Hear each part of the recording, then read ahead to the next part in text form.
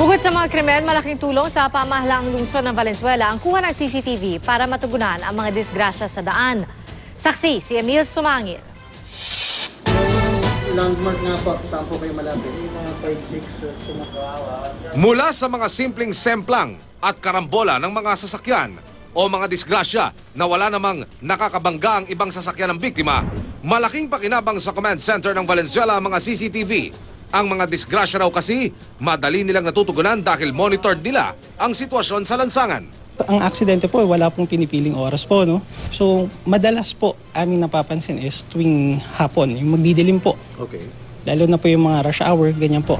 Katulad ng aksidente ito sa MacArthur Highway sa Valenzuela, humagis ang rider ng motorsiklo nang salpukin siya ng kasalubong na sasakyan. Pagbagsak sa kalsada ng motorsiklo niya, nahagip naman ang gulong ng motorsiklong kasunod niya. Sa MacArthur Highway pa rin, nawala ng preno ang truck na ito. Pero dahil sa presence of mind ng driver, hindi niya sinagasaan ang mga sasakyang nasa harapan niya. Nagawa niyang maisingit ang truck hanggang sa ibangga niya na ito sa plant box. Sa harapan naman ng Polo Church sa Valenzuela pa rin, tignan ang sinapit ng motorsiklo kung saan magkakaangkas ang isang mag-anak. Pagsalpok nito sa tricycle, humagis ang mag-asawa, pati na ang batang karga nila. Pagdating ng rescue team, naisugod sa pagamutan ng mag-anak. Ligtas na sila ngayon. Ako si Emil Sumangil, ang inyong saksi.